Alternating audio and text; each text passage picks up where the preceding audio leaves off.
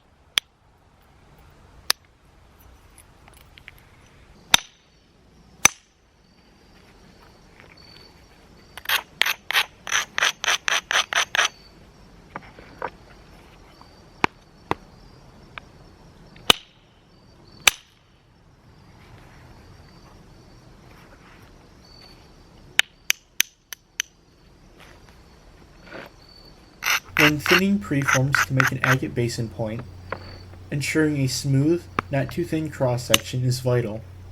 Agate basins are known for their lenticular cross-section, as well as their rows of parallel horizontal pressure flaking patterns.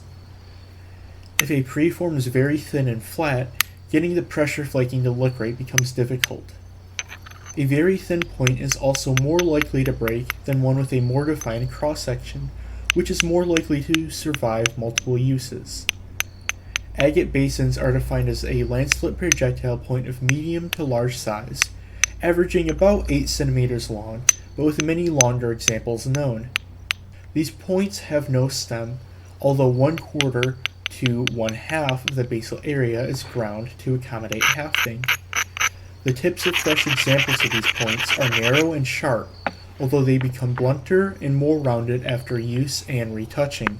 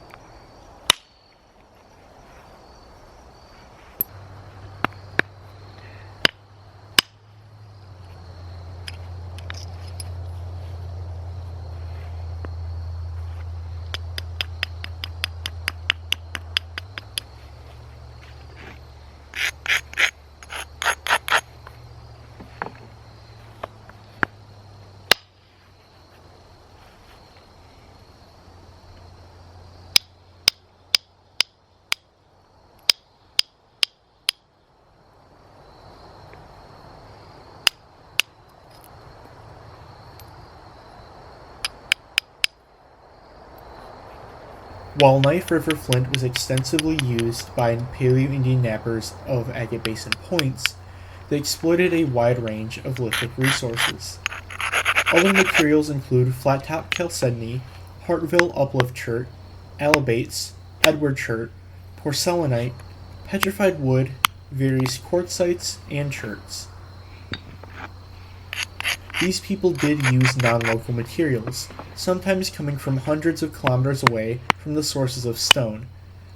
However, late Paleo-Indian period people used local stone more often than Clovis people did. Most Agate Basin points are from the Northern Plains region, which extends south from Alberta, Saskatchewan, and Manitoba, all the way into what is now Texas and Utah. Agate basins are also found in the eastern woodlands and would have coincided with the early Archaic period, although agate basins and the late Paleo in this region are poorly documented by the archaeological literature.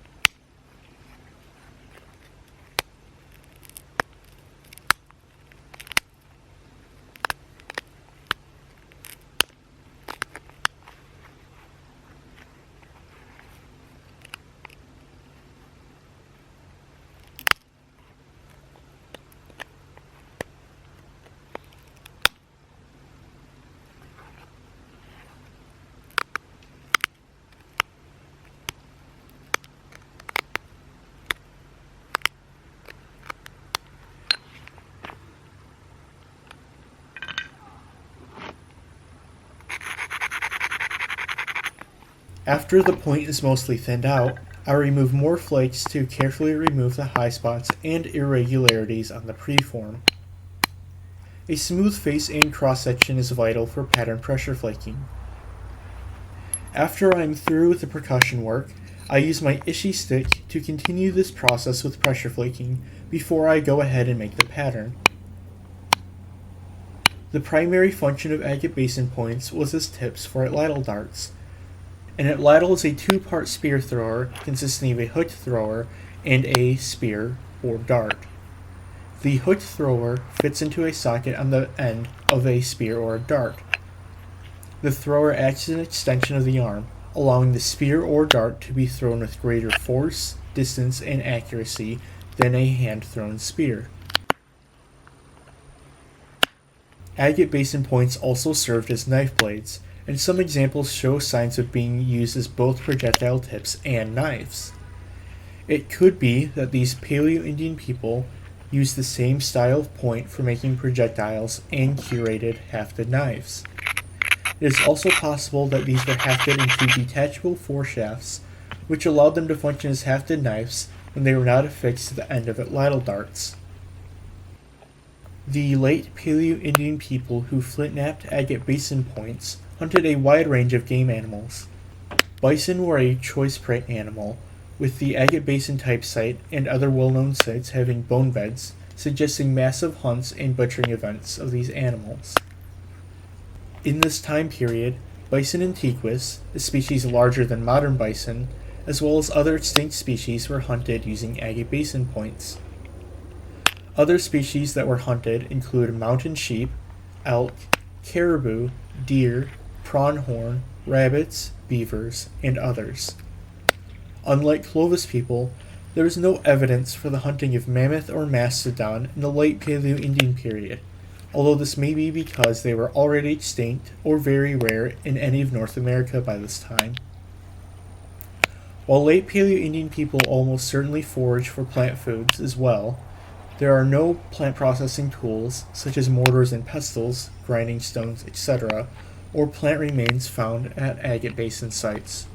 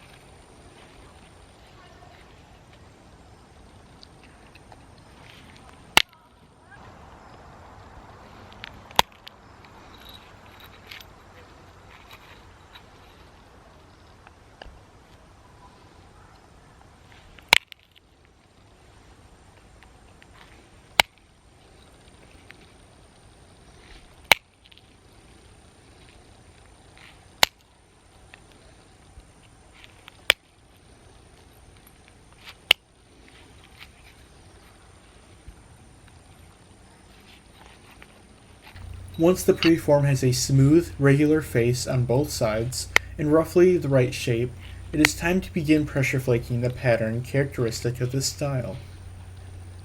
These points were not the only stone tools made by these late Paleo-Indian people. Expedient flakes, like those produced while thinning the point, are great cutting tools that would have been used once or a few times, and then discarded. Other flakes were worked into end scrapers, side scrapers, gravers, and retouched, task-specific tools.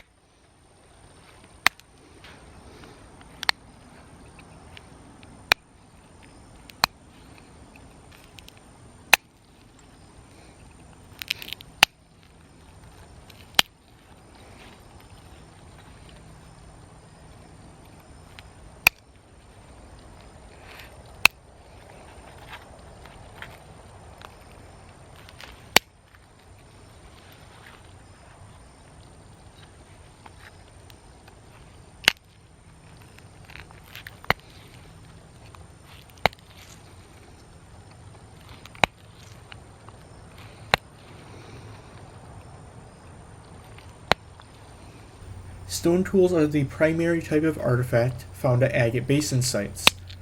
Pottery would not be invented for a long time in North America, not until the late Archaic period in the southeast, and then becoming widespread in the Woodland period. Artifacts made from organic material are rarely preserved in any archaeological context, especially one of Paleo-Indian age.